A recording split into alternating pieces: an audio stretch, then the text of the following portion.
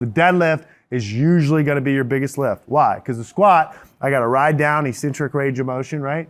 And then I got to contract concentric range of motion, come up. So I'm working on the way down and the way up. So that's generally going to limit how much weight we can use. The deadlift is a super short range of motion. 2 types of deadlifts. One type that's popular on the internet, the sumo, right? Everyone likes the sumo because the sumo, if I widen my legs, makes me artificially shorter. I just went from 6'1" to whatever, 5'9". And then when I take my hands from out here to inside, my arms got longer, which means what? Now the bar is closer to me. And when I go to lift the bar up, what happens? I don't have to lift it as far. There's nothing wrong with it. There's guys that deadlift way more than me, like double sumo, and it's amazing. There's a Marine, Dan Griggs. I'm a huge fan. He has the all-time world record deadlift just using your hands, like 1,018 pounds. It's amazing. You pick up 1,018 pounds, any height, I'm impressed. But for us, we're going for most muscle mass, greatest range of motion. And so feet inside, hands outside is better for the purposes of just strength building. The sumo guys are doing that for competition. I like people to sumo with Strength Coach plates. More Strength Coach plates get used, more get sold. I think it's great. But in terms of you and your health, I want to teach you conventional, all right? So 5 steps to the deadlift, perfect every time. Step 1, you're gonna walk up to the bar, and when you look down at your feet, the bar is gonna be right over the middle of your feet. So walk up and bring your stance in just inside the knurling. So the outside of your foot's just inside the knurling, a little more narrow than you want. Yeah, there you go. And go a little bit closer to the bar. Good. And a little bit closer yet, actually. All right, so Jordan did a very common mistake. If you go to set up for the deadlift, he sees the tongue of his shoe here, he sees his toe here. He was a little bit more towards the back, but he kind of split what he could see. What he forgot was he's a Broggi, he's got a size 14 foot, and he has a heel back there that he has to account for. So the center of his foot, as he looks here, actually appears to be more back than he might think. Another thing to be cognizant of when you're doing this is when I look down at my feet, watch my shins as I do this, if I'm not careful, they can go back. And so you might think, oh, I'm in a good position, and then when you stand back up, your shins are actually more forward. But in general, you want the bar over the middle of the foot for all the reasons we've described so far. Physics, right? How do things travel? In straight lines. When I squatted, I was staying in balance over the midfoot to be the most efficient. When I deadlift, do I want to pick it up from here, or do I want to reach out here and grab it? I want it right over the middle of the foot. So I say all that to say, now that it's there, he needs to not move it when he grabs the bar. What's the tricky part? The thing's on freaking wheels, right? So it's super easy to roll, especially as he's listening to cues and stuff. But just learn this. Put the bar over the middle of the foot. I was deliberate about this. Now, you're gonna bend at the waist, grab it out. Don't bend your knees yet. Bend at the waist, grab it outside your shins. Yep, bend your knees just enough so you can grab the bar. Yep, a little bit wider with your hands. In a little bit, right at the edge of the knurling, right there, good. And now bend your knees until your shins touch the bar. Don't let the bar move, good. Poke your knees out into your elbows a little bit, good. So look at this. See this big round back? We wanna fix this. Drop your butt just a little bit, there you go. And now pull your sternum up, that motion, but keep coming. Pull your chest up harder, harder, harder, harder, harder, harder, harder, harder. Now stand up with the barbell. Step 5, good. All the way up, forward, good. Eyes down a little bit and down, good. Let go, back up. Let go and back up, good. Yeah, so he did good when he was going to pull his chest up. What a lot of people will do is they'll start to open their hand, right? So they'll go to pull their chest up and it's uncomfortable. So he goes to put his back into extension, the hamstring's lengthening, right? And it starts to feel uncomfortable and his back's coming up. And so what most people do is they'll release that tension that the arm's in, they'll start to open the hand.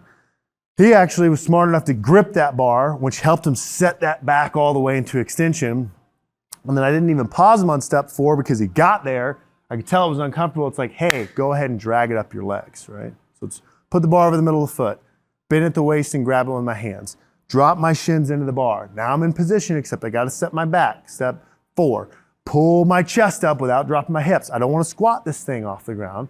I wanna pull my chest up and get it in extension.